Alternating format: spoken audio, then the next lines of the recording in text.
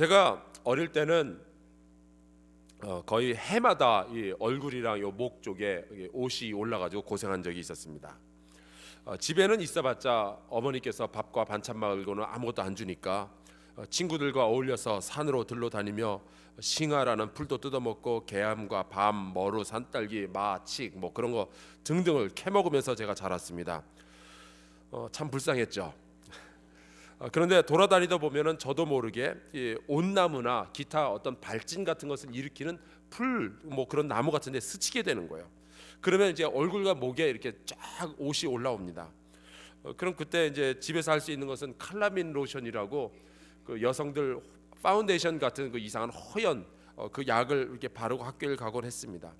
근데 억울한 거는 같이 돌아다녔는데 친구들은 안 오르고 저만 오르는 거예요. 알고 보니 그런 종류의 이제 나무나 풀에는 굉장히 이제 과민 반응을 제가 보였습니다. 이게 이른바 알러지예요. 그래서 그런 나무나 풀 종류를 보기만 하면 기겁을 합니다. 요즘은 이제 중국에서 날아오는 그 황사에 제가 알러지 반응을 보여서 이게 한번 이렇게 호흡을 했다 그러면 이제 이 기관지 속에서 뭔가 좀 간질간질하고 그런 것이 계속 진행이 됩니다. 그것도 알러지죠. 혹이나 잘못되면 한 일주일 정도는 계속 고생을 하게 됩니다. 하나님은 죄에 대해서 알러지가 있으신 것 같아요. 죄를 아주 심각하게 싫어하십니다. 창세기 6장에 보면은 노아 홍수 이전의 상태를 이런 식으로 표현을 했어요. 여호와께서 사람의 죄악이 세상에 가득함과 그의 마음으로 생각하는 모든 계획이 항상 악할 뿐임을 보시고 땅 위에 사람 지으셨음을 한탄하사 마음에 근심하시고. 우리의 부모님께서 한탄하고 근심하시는 일일지라도 우리가 좀 그만두어야 되겠다라는 것이 우리 사람의 도리인데, 우리를 위해서 죽음마저도 마다하지 않으신 그 하나님께서 한탄하고 근심하는 죄악을 그만두지 못한다는 것은 참 안타까운 일이죠. 오늘은 복음을 전하지 않는 죄에 대해서 말씀을 드리겠습니다. 다시 말씀드리지만 죄는 크게 봐서 두 가지 종류밖에 없습니다. 하나는 하나님께서 하지 말라고 금지하신 것을 했거나, 또 하나는 하나님께서 하라라고 명령하신 것을 안 했거나, 다 둘 중에 하나예요. 사도 바울은 다메섹으로 가는 길 도중에 부활하신 예수 그리스도를 만나게 됩니다. 그리고 바울은 그 이후로부터 깨달았어요. 자기의 인생은 다시는 이전과 같이 살 수는 없구나. 바울은 이제 이방인들을 위한 전도자로서 쓰임받게 된다는 것을 깨달았습니다. 그것은 하나님의 명령이었고 축복이자 피할 수 없는 운명이었어요. 이 일에 대해서 바울은 로마서 8장에 자기가 빚진 자다라는 표현을 씁니다. 바울은 원래 예수님을 반대하고 심지어 예수님을 믿는 사람들을 잡아서 죽이거나 옥에 가두거나 그런 일들을 했던 사람이에요. 하나님을 대적하는 일들을 했죠. 그런데 그런 바울을 주님께서 구원해 주셨을 뿐만 아니라 이제는 복음 전하는 자로, 영광스러운 일을 하는 자로 세워주셨으니 바울은 그 어느 누구보다 이 빚진 자로서의 마음이 컸을 겁니다. 그래서 바울은 그분 예수 그리스도께서 주신 그 말씀대로 살려고 정말 힘들게 몸부림을 쳤어요. 근데 문제는 바울이 구원받은 방식, 바울이 부르심을 받은 방식과 우리가 구원받은 방식, 우리가 부름받은 방식이 얼마나 다른가 하는 거죠. 우리는 무슨 큰 공로를 세워서 구원을 받았을까요? 아닙니다. 우리가 교회 건물 하나 멋지게 세워서 봉헌해가지고 그래서 우리가 구원을 받았나요? 그것도 아닙니다. 우리가 11조를 하기 때문에 구원을 받습니까? 그것도 아니에요. 우리는 지구를 통째로 하나님께 바친다 할지라도 구원받을 수 없어요. 왜냐하면 우리의 죄의 크기는 무한대이기 때문에 그래요. 우리가 구원받을 수 있는 유일한 근거는 우리의 공로가 아니라 하나님의 은혜임을 믿습니다. 그거 말고는 소망이 없어요. 에베소서 2장 8절에 그래서 이렇게 말씀해요. 너희가 그 은혜를 인하여 믿음으로 말미암아 구원을 얻었나니 이것이 너희에게서 난 것이 아니요 하나님의 선물이라.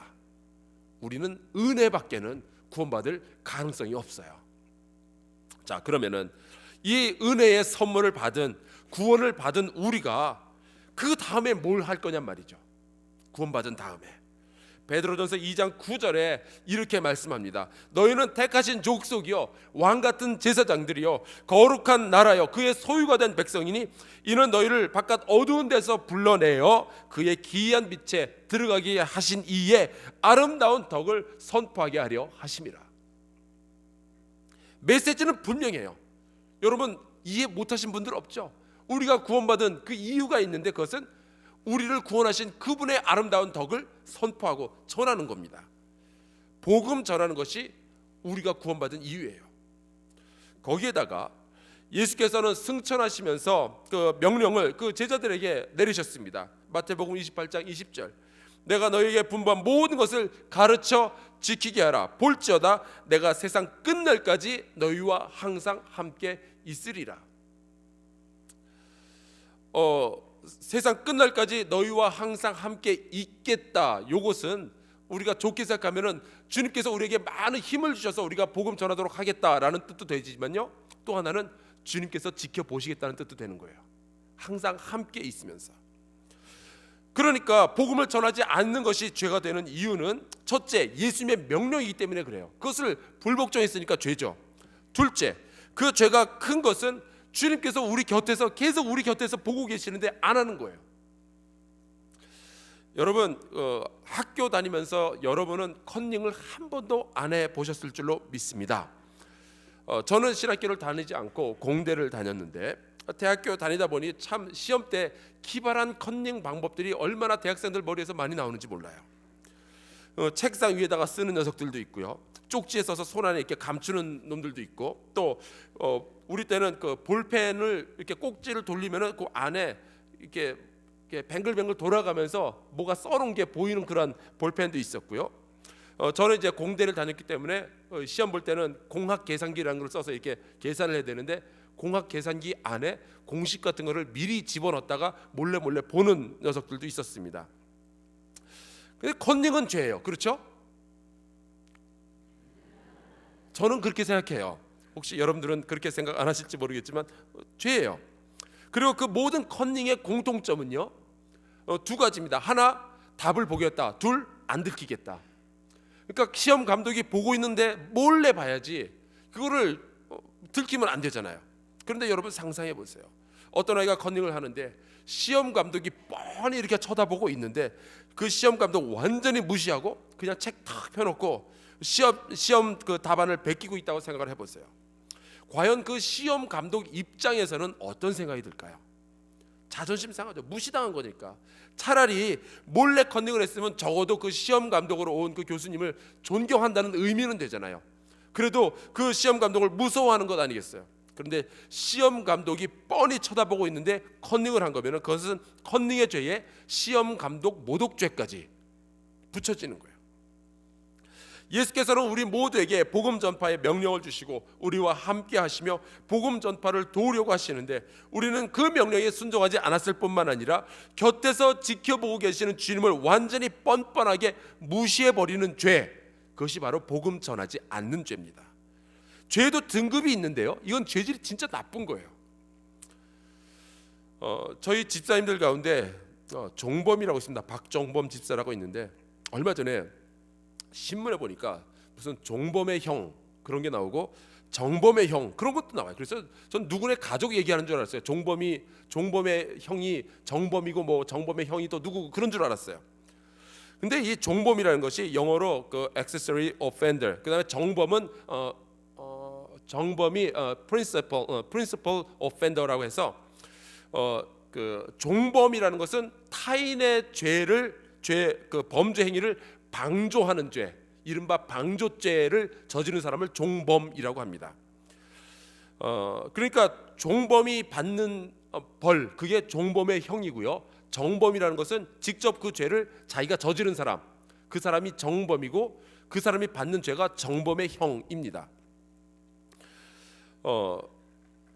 근데 이제 이 종범이라는 것은 직무상으로 의무가 있거나 아니면 도덕적인 의무가 있는 사람이 정범의 범죄 행위를 인식하면서도 그것을 방지하여야 할 재반 조치를 취하지 아니하므로 정범의 범죄를 용이하게 만들어준 죄, 그게 종범의 죄, 방조죄예요. 예를 들어 볼게요.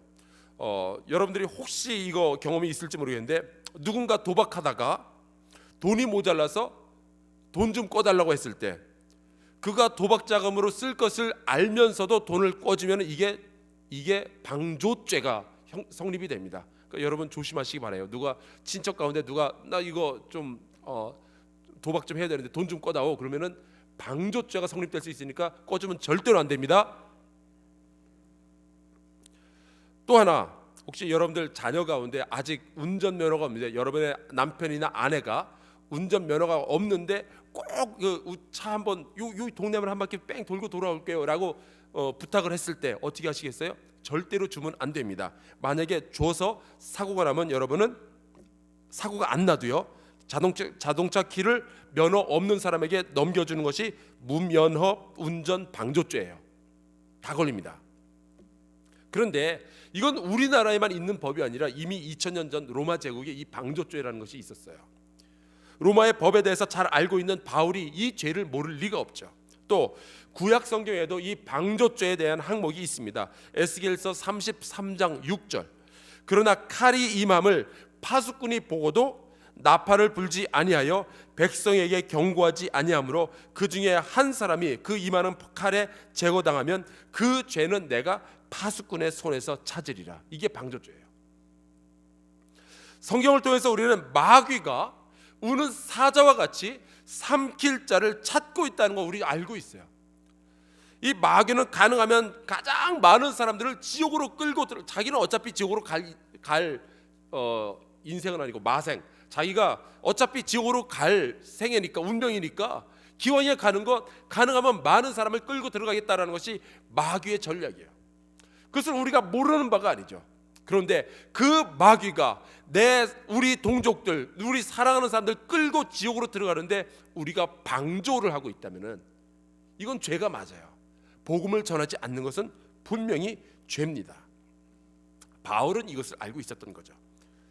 주께서 빤히 보고 계시는데 그리스도의 고난과 보혈로 구원받은 우리가 예수님의 편을 들어서 복음을 전하고 마귀의 일을 방해하기보다는 그리스도의 면전에서 마귀의 일을 간접적으로 돕는다는 것, 이건 누가 보더라도 죄예요. 복음을 전하지 않는 것은 죄가 맞습니다.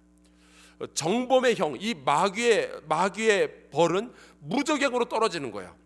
종범의 형은 뭘까요? 잘 모르겠어요. 하지만 우리가 빨리 회개하고 그 길에서 돌이켜야 하는 것은 분명합니다. 근데 너무 이렇게 제가 벌을 피하기 위해서 전도해야 된다라고 얘기하면 좀 비참하잖아요. 그럼 우리 그런 사람이 아니잖아요. 그러니까 벌 받지 않으려고 일하는 것은 뭐 짐승이나 다를 바가 없잖아요. 우리는 벌을 피하기 위해서가 아니라 나를 부르신 하나님의 목적을 이루기 위해서 하나님께 기쁨을 드리고 우리의 삶의 의미를 더하기 위해서 우리는 전도해야 할 줄로 믿습니다. 여러분 그렇게 하시기를 주의 이름으로 축원합니다. 누가복음 15장에 보니까 죄인 한 사람이 회개하면 하늘에서는 회개할 것 없는 의인 99으로 말미암아 기뻐하는 것보다 더 크게 기뻐한다고 했어요.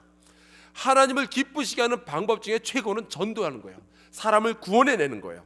그리고 같은 누가복음 15장에 나오는 탕자의 비유를 보니까 하나님은 잃어버린 아들을 기다리는 안타까운 심정을 가지고 계시는 아버지셔요.